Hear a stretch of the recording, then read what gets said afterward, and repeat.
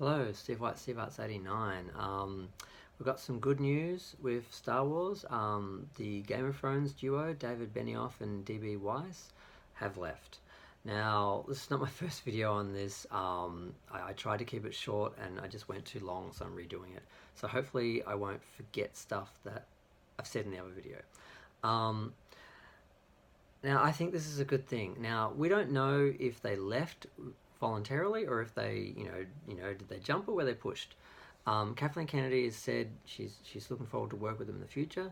They said after complimenting George Lucas and saying how much of an honor it was to work with him, to talk with him, that basically there weren't enough hours in the day and they had to stick to their Netflix day job basically.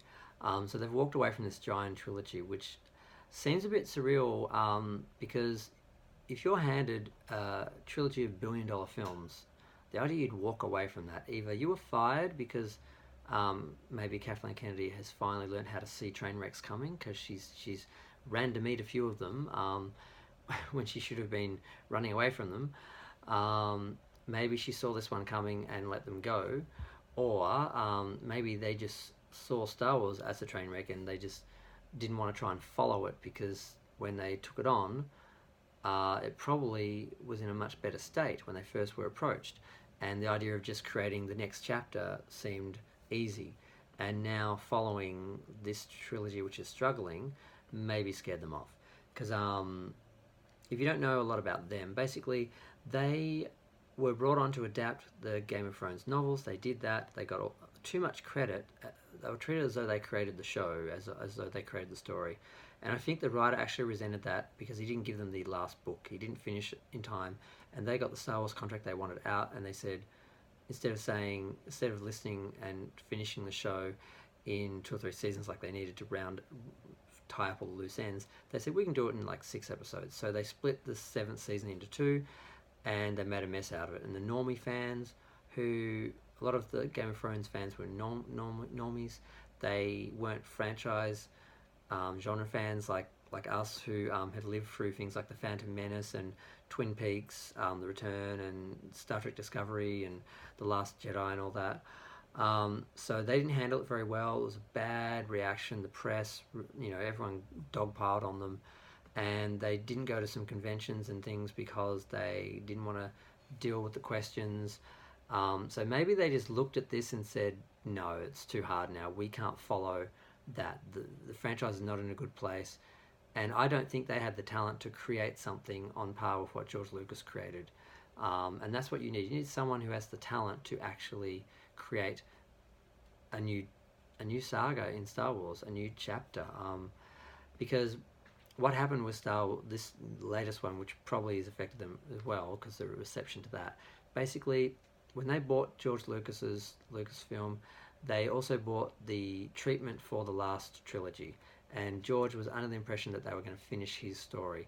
They've just abandoned it, brought in JJ, he rehashed the first film.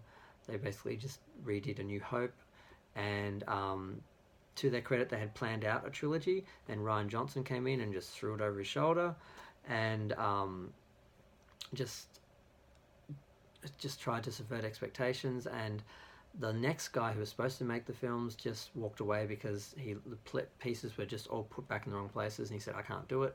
They brought JJ back to finish it, and his solution, how do we finish this? Oh my god, he couldn't think of anything because he has not a lot of creative talent, I don't think. He's just very good at taking franchises that already exist and hyping them up. He said, well, let's just bring back the Emperor because that's what the Star Wars is. Death Stars and Emperors, so that's what they did. And a lot of people are saying it makes sense because he was in the other trilogies and he was the main villain there. Other people think it's lazy because they couldn't think of an ending, so they just brought him back. Now they did that, and some people are not happy, and we'll see how it pans out if it works. But I think they looked at that situation and they just sort of said, nah, too much, and walked away. I don't know if I said it, but Kathleen Kennedy said she's happy to work with them again. They just said they're too busy, not enough hours in the day, they're going to go focus on Netflix stuff. So I'm glad. I think it's good. I don't think they had the talent. I think they like any good writer could adapt a novel. and they did that, and they got the credit as though they wrote this, as though they created the series, like they were the creators. And I think the original writer kind of resented that a bit, and he held back finishing the novels so he could just do his own end the series how he wanted, and people would love that as opposed to the series, because the series got a lot of criticism, a lot of people attacked it. So these guys were soiled, basically. Kathleen Kennedy, that brought them on when they were the Golden Boys, and then they went down the toilet. And I think it was probably mutual.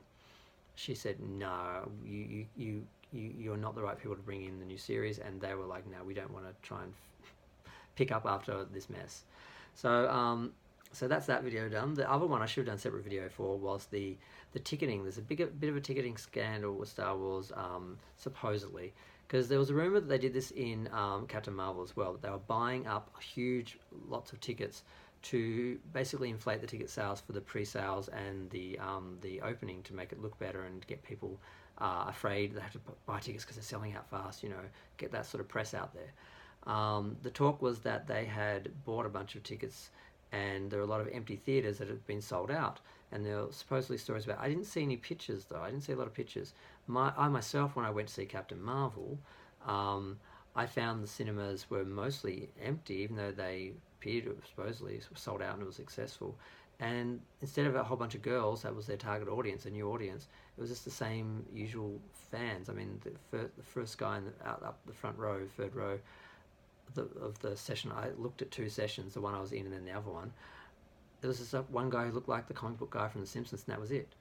And just a few people. And I have found, with the new Star Wars film, I tried to book tickets and I couldn't. I've never had problems before. I often go to the midnight screenings. I look at all the costumes, and then I just leave. I don't actually see it a lot of the time because it finishes too late. But sometimes I just decided, because I saw people I knew, I just decided to go, and I always was able to get tickets at the midnight screenings, because I normally like the seats that sell out last. And what a lot of people are saying is, not only are ones selling out quicker than they should and bigger than expected, also they're selling out in weird ways. Instead of a normal pattern where people sort of just buy seats and there's seats in between and people fill out the sides first before they move down the front, they're just big blocks from the front back. And it just looks really sus, and I wouldn't put it past Disney. So yeah, there's no way to prove it. It's a rumor. Is it gossip? Is it clickbait? Is it just there for people to just have to say negative stuff about Star Wars to get the videos attention and that? I don't know, but I thought it was really weird that a month or so away from the tickets being for the premiere, the midnight screening, more than a month away, the seats were all totally sold out, when I've never had problems in the past getting them, and never had any problems before. And like I said, Captain Marvel, I had the same experience. It was supposed to be full, and I walked in and there weren't a lot of people. And like I said, a lot of people are saying that the tickets are selling out in weird patterns, and that like the front seats are selling out before the side seats, which people don't buy seats that way. But a robot or a program or someone just having to buy a lot of tickets at once would probably do it that way. So it's looking a bit suspect, but also the fans that sort of hate Star Wars are sort of suspect too, because they would just say anything to have a negative go. So I don't know, but I just thought it was really weird and suspect, and I'm going to leave the video there because I've already nearly gotten to 9 minutes, and I was trying to make a shorter video. But the only other thing I want to add, Star Wars, the trailer, when I watched it, I missed that Leia said the last line. Luke says most of the voiceover, and he says, "The Force will be with you," and she says, "Always," and I missed that. And I felt so stupid afterwards. I just wanted to mention that. And I probably won't talk about Star Wars again until just before the film. I'm going to do a bit of a rumor roundup and just sort of speculate what's going to happen in the film before I go and see it. But I'm just going to leave it there. Thanks for watching. Feel free to like or subscribe, and please leave comments, because comments are fun. And I'm sure a lot of people have an opinion about this. I think it's a good thing the guys left, and we'll see how Star Wars moves on and how they continue on, because they need to set up a whole nother. They're ending this saga, this era. They have to create another one that's going to do as well, and they haven't been able to continue this one. So I'm not sure how it's going to go, but we'll see. Thanks. Bye.